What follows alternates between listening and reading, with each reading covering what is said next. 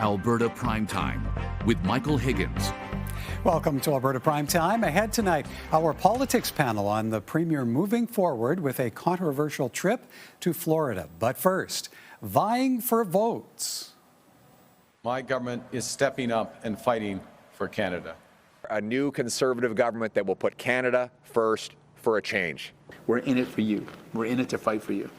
Federal party leaders on the campaign trail this week ahead of the April 28th elections, seeking to sway support in a political landscape that looked considerably different at the start of the year. And joining us now, Nik Nanos, Chief Data Scientist and founder of Nanos Research. Mr. Nanos, good to see you, sir.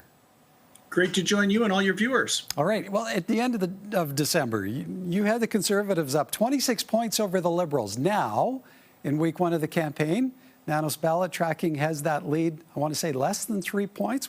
What's making this an actual two-horse race? Well, you know, the thing is, what we've seen is what was going to be, it seemed, a Justin Trudeau Liberal car crash at the end of 2024 has now become much more competitive. A combination of things. First of all, Justin Trudeau stepping down. He was a real lightning rod for a lot of Canadians who were tired of the Liberals and tired of Justin Trudeau. Donald Trump and tariffs and the threats to the Canadian economy have basically changed the ballot question from, do you like the Liberals? Are you happy with what's happened in the last 10 years?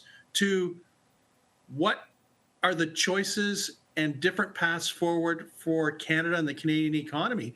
So in that world, the Liberals become a lot more competitive. And, you know, what we're seeing right now is basically the Conservatives still have about a 3 percentage point advantage, but basically within the margin of error. Okay, so when you convert these latest numbers into seat projections, what then comes of the bigger picture? Well, you know, the good news for the Conservatives is that right now they would win more seats, at least in the nano seat projections. And a lot of this has to do with not just how well they're doing in the prairie provinces, but how well they're doing in the province of Ontario. And but if we were to have an election today, there's still about 80 seats that are up for grabs.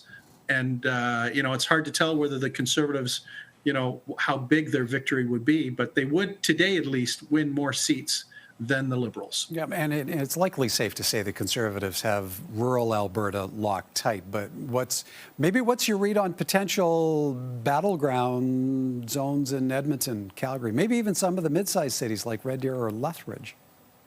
Well, what we've seen, at least, especially in the last 6 to 8 weeks, is that what was looking like a sweep across the prairies for the Conservatives, now the Liberals, and to a lesser extent the New Democrats, are a little more competitive, for example, in Edmonton in a number of seats, in Calgary.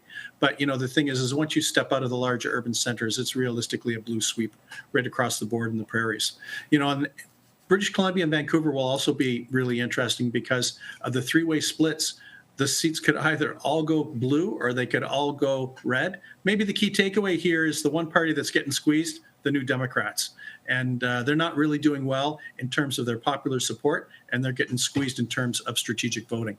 Alberta's Premier drawing considerable attention for comments made during a Breitbart interview earlier this month on asking the U.S. administration to put the tariffs on pause through the election, suggesting Pierre Poilievre is in sync with Donald Trump. How likely is that to be reflected in the polls moving forward?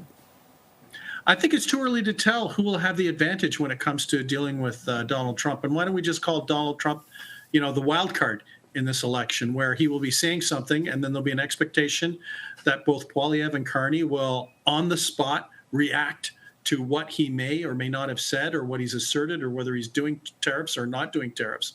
And it's going to be seriously a pressure cooker for both Poilievre and Carney right now, just because of the uncertainty and disruption that Donald Trump brings to the race. But maybe that's good.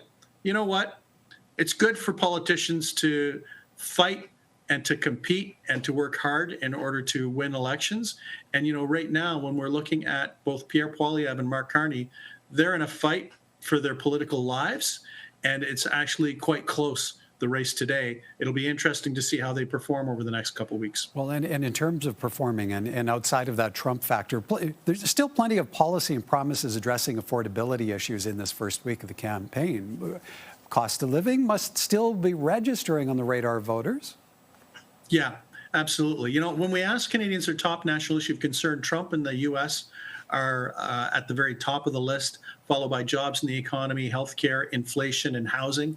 But, you know, the thing is the way I look at it is, you know, Trump is the lightning rod, and then all of these issues, you know, job security, what might be the cost to purchase a car, what might be the cost of energy, what might happen if the U.S. puts tariffs on Canadian goods. All those things fold under Donald Trump right now. So just think of Trump as the lightning rod, and then all these other fiscal and economic issues kind of connecting to him. Okay, Nick, if we bring this back full circle, as rapid an ascent as the Liberals have experienced heading into the election, what would it take to trigger an equally rapid descent?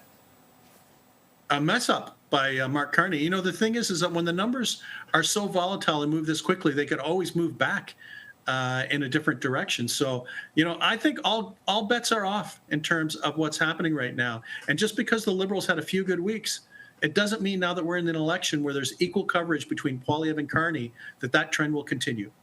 I know it's only the first week of the campaign, but safe to say this will be an election for the history books, regardless of which way it goes. I think it's going to be a lot like 1988, where Canadians come out and vote, and they know that their vote counts, and they know that whoever they vote for will be leading the country in a particular direction. It's a lot like 1988, and I think, you know, it'll be interesting to see how many Canadians come out and vote and who they might support in terms of giving them a tip of the hat to lead Canada. All right. We'll have to leave it there. Appreciate your time this evening, Mr. Nanos, as always. Thank you, sir. Bye-bye. Nik Nanos, Chief Data Scientist, founder of Nanos Research.